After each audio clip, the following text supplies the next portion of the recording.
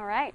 Well, first of all, having just wrapped up my thesis, it came to a lovely 180 pages, which I'm sure my committee appreciates greatly. So trying to condense this in 15 minutes, I'm really trying to take away the points that'll be meaningful for you. So if anything in this is really interesting to you and you want to have a further conversation, please, I'd love to. I have a lot more information and some more links that I won't be going over fully here today. But I'm going to give you a few ideas about why I became interested in this in general, based on research, recent news, and my own personal background. So first, turning to research. Pre-Title IX, we had over 90% of the proportion of female head coaches of women's sports and intercollegiate athletics. Nice little, huge percentage, actually. Pre-Title IX, before all these athletes sort of inundated. Now, in 2010, 42.6%, as Vicki mentioned in her presentation. So while female athletes have really ballooned from 16,000 to 180,000, the proportion of female head coaches for these female athletes has really plummeted. So this question about why women leave coaching has really nagged researchers in this field. You know, dating back to when this data first came out in the late 70s and 80s, we've had a host of explanations. Dr. Lavoie and Julia actually have compiled a lot of them, which is very helpful for me in organizing them. We basically have four main categories: structural, organizational, interpersonal, and individual. So at that structural level, sort of what Vicki was mentioning as well, those perceptions that sport is masculine, that it's a masculine domain, that male coaches thus are the ones who are naturally good at coaching and that women might not belong. Organizational barriers, things like homologous reproduction, which Dr. Kane has researched in the past, and then getting to interpersonal work-family conflict, so this idea that maybe women have a harder time negotiating that than male coaches do. And at the individual level, time constraints, perceiving yourself as having less competence than male coaches, and not being as experienced, not deserving of the job. But on the other hand, you can look at it as why are women leaving coaching, but at the same time, why are women not entering coaching? So there is definitely a combination of both, which you can clearly see in the data because there are actually over 60% proportion of female assistant coaches for these women's teams. So again, we're at 40% for the head, 60% for the assistant. So what's going on? Again, is it structural, organizational? Are they not getting hired? Are they facing discrimination? Or is there something about them individually about why they're not going into it? Research in this area, Cunningham and Sagas in particular, have done quite a bit of research in the past, about 15 years, and found that female assistant coaches do believe they're less competent. They do believe they need more experience. And the male coaches also perceive that they have a social network already in place. So they feel like their mentors and their mentorships are really boosting them, really helping them get to that next level, whereas female assistant coaches aren't necessarily seeing it that way. So what's going on there? And then in particular, where are the gay coaches? So I mean this literally and figuratively. Literally, where are they? As Dr. Lavoie's research with Austin Calhoun, who spoke at the Tucker table previously, showed only 2 coaches out of a sample of 1,850, something like that, were out in their online coaching bios. So truly, where are they? Before I touch on research, I want to define 2 things right now. So I'm going to be talking about heterosexism in my presentation today.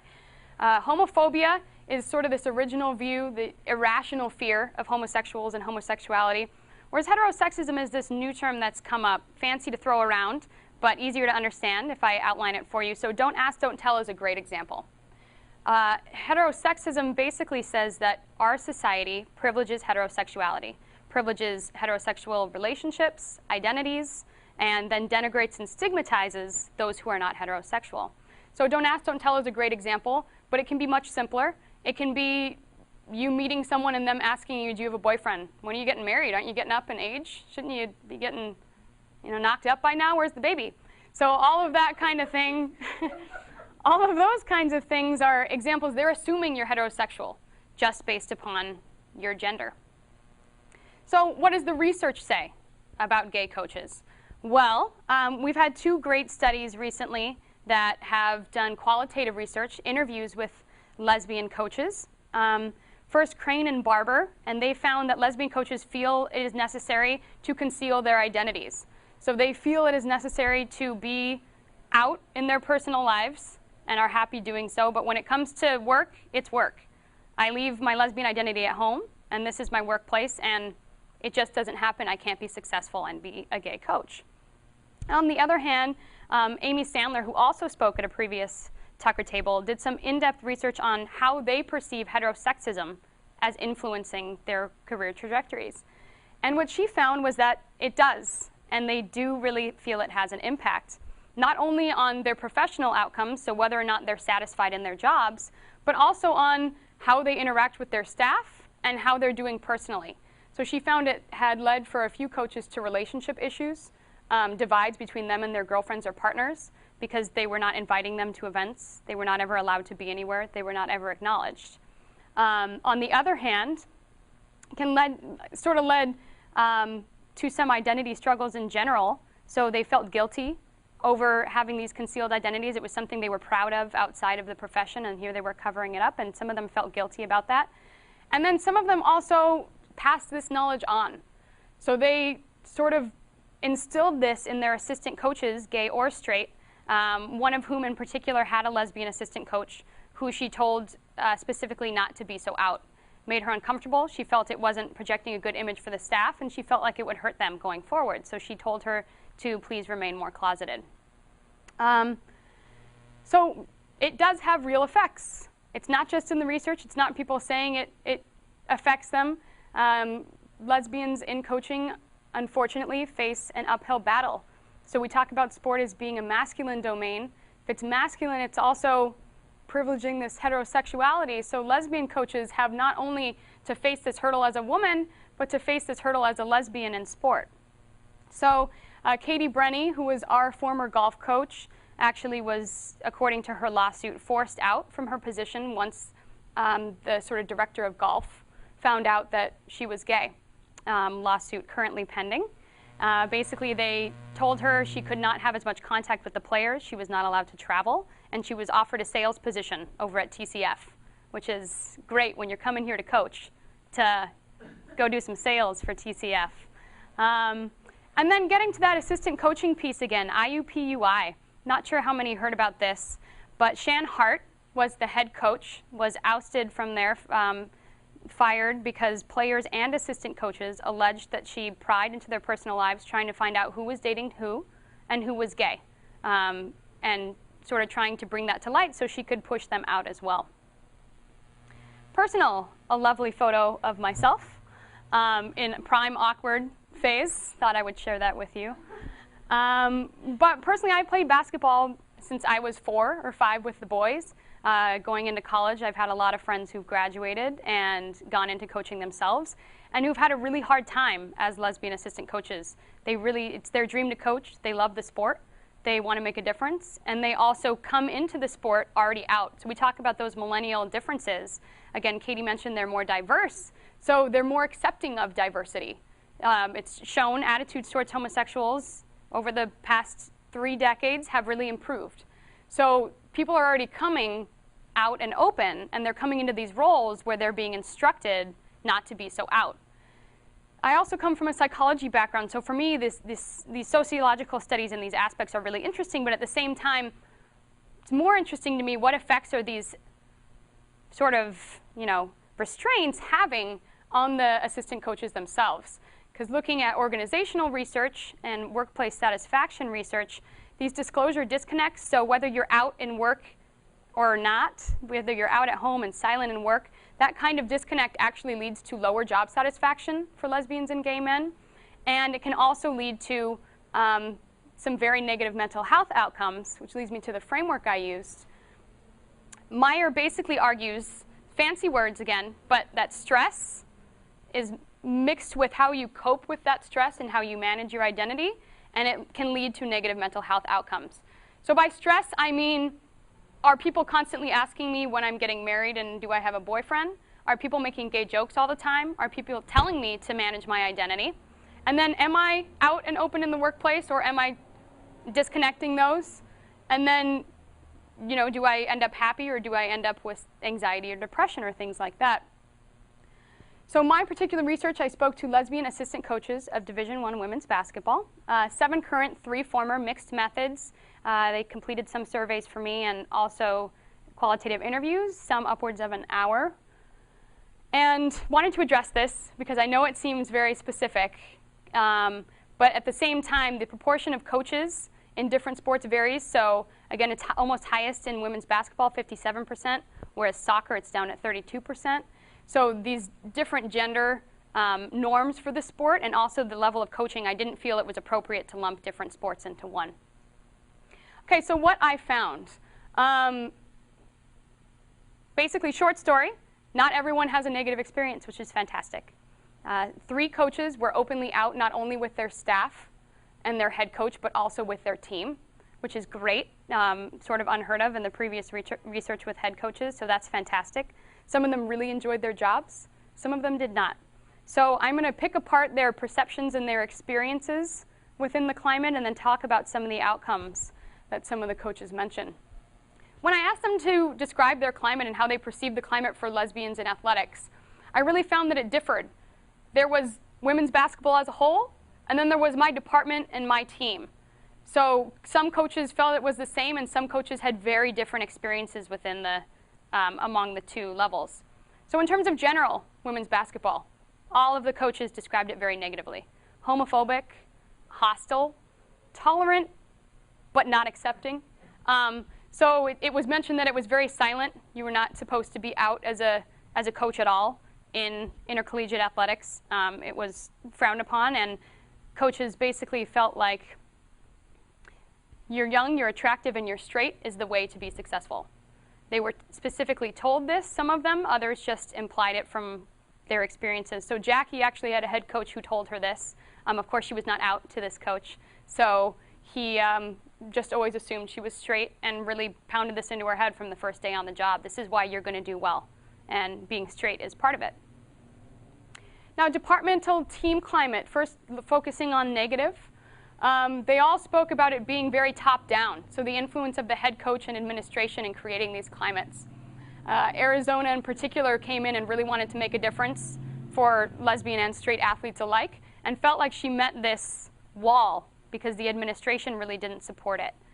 They specifically told her not to be so out. Generational difference. A lot of them spoke about this generational difference. So as Katie was mentioning, from coach to athlete, but also from coach to coach. So there is this divide from young assistant coaches, my sample being all under 34, and their head coaches, who are most of them from a previous generation. And in that generation, the lesbians from what some of them called the old guard are very secretive about their identities. And Arizona really described that as shaping how assistant coaches manage their identities. So maybe they come in open, but they decide not to be because they're the ones controlling the hiring and firing. They're the ones who are on your resumes. So if you don't follow what they say, you're pretty much screwed. You're not going to go anywhere in the career that you hope to. So actual discriminatory experiences, many of them were set up on dates. Many of them felt that athletes and other coaches gossiped about them. Some were accused of sleeping with players once the head coaches found out that they were gay. Some were suddenly assigned, like Katie Brenny, to menial tasks. They had to go to athletes' rooms and collect cell phones on trips, and they had to stay up until 11:30 making sure everyone was asleep while all the other assistant coaches got to leave. So this idea that once people found out, they really felt like they were being forced out of the position. Again, not crossing legal lines because no one's firing you, but you don't really have a choice to stay in it. As I mentioned, Arizona was specifically told to stay quiet. And then this one really bothered me. I'm sweating like a lesbian in church was what Jackie's coach often said. And I mean, self-explanatory on that one. All of them also mentioned the importance of negative recruiting, how it really limited their ability to be open. You really want to say something, but you're not going to be able to keep going in your job. You're not going to get athletes. There's this belief that athletes won't come to your school. Your athletic department will fire you if they find out you're telling recruits that you're open. So while I had 3 coaches that were out with their teams, 0 were open when recruiting and said it was absolutely a no-no, would never do. And then this idea of family that came out in the ESPN article recently, family-friendly, to convey this atmosphere of heterosexuality, non-homosexuality, homosexuals are not allowed here. They spoke of hearing it as an athlete, of other coaches using it against them, and of just hearing it in the general recruiting circuit. Now, how did they manage their identity on the negative side? Dual identities, which led to, for some of them, to alienation. They felt like it prohibited them from forming bonds with their coaches and their athletes, and also sadness. So I felt like I was two people. I had to be this one person at work and this one person at home. And because of that, they felt like they weren't able to form open, honest relationships, which they had a really, really hard time with. So it wasn't the fact that they felt guilty about anything. It was the fact that they felt this drove a wedge between them and other people. For others, it led to this relationship strain, which I mentioned earlier. When they were with people and they were not bringing them to events, they were not introducing them to anyone. They didn't realize it at the time, but looking back, they realize now how hurtful that was to that person. They recognize now why that person was angry and how that must have affected them and their relationship. And then finally, hypervigilance. So this idea that you're constantly monitoring yourself. You never want someone to find out because you're very fearful about what will happen. Anxiety and identity struggles in general. So these young coaches coming out of college, some of them may think they're gay, but they don't quite know. And for a lot of them, these experiences delayed their acceptance of their identity, delayed them coming out. Jackie in particular had an awful, awful time. Really did not describe this as a positive time in her life, and subsequently was anxious and depressed, very sad about her entire experience. Okay, now the generational differences in terms of how it affected them, what they wanted to do. Those who had worked for lesbian coaches, 4 of them had. None of those lesbian coaches were out. And as I mentioned, some of them were more negative than others, telling people to stay closeted. But these coaches really looked at that as an opportunity. It showed them that that's not what I want to do. I want to have those open, honest relationships. And I want to foster that in my athletes. So I might not be open now with my coach, or I might not be as open as I want to be, but I know that I want to get there. That's my goal. So how about those who experience a positive climate? What can we do to switch this around? We can actively promote tolerance. Christina really felt like it wasn't by coincidence that this climate existed. It was her head coach really actively creating it, creating these team rules of respect and communication up front from the get-go, and actively addressing homophobia on the team. And then become involved with your staff on a personal level. So it's not just, hey, how's that report going? How was your weekend? Hey, how's your girlfriend? How was she? You know, how'd that visit go? Really went a long way with these participants, more than I expected. They really, really valued this above all else. And really felt like it helped them know how to move forward. So they're talking about it, and they're learning from their mentors about what to do or what not to do in this case. And then this positive identity performance, being open. They really thought that this was making change. They knew that they weren't creating change on a wide level, but they felt like it was their responsibility to do within their program to really help these athletes. They don't know, maybe it didn't help them, but they felt like at least they were giving them the opportunity to learn from them. And maybe it did, maybe it helped a few feel more comfortable about who they were because they were able to do so themselves. Job satisfaction. On the negative side, again, this idea that identity disconnects and heterosexist experiences can really lead to these negative job outcomes. Arizona really felt like it was specifically the athletic director and head coach telling her to be quiet that led her to wish to leave. And she was one of the only participants that didn't want to become a head coach, unfortunately. So perhaps some leak there. But how do we balance your departmental climate and the women's climate as a whole? Really hard to say. It's not that one can boost the other or buffer the other. One coach had a great experience, was out with her team, and her head coach was very tolerant and accepting. But this idea that she might get fired in the future, that she might not get a job in the future, that she might have to suddenly restrict her identity was really hard for her to negotiate, and she was struggling with it throughout the entire interview. She couldn't quite make up her mind. So how do we create change? How do we move forward? As coaches, coaching staffs, demonstrate interest. So it's about your coaches as human beings. It's not just about how they're coaching. It's really helping them to develop their own identities. Whether or not you allow them to be out with your team, really helping them understand that you accept them was really important for people. Promoting these conversations within your team, within your staff, across the board. And then encouraging athletes' identity expression. Assistant coaches really felt like athletes were going to be the ones paving the way. And so really encouraging them to be their diverse selves and be accepting could be very important moving forward. And that's it.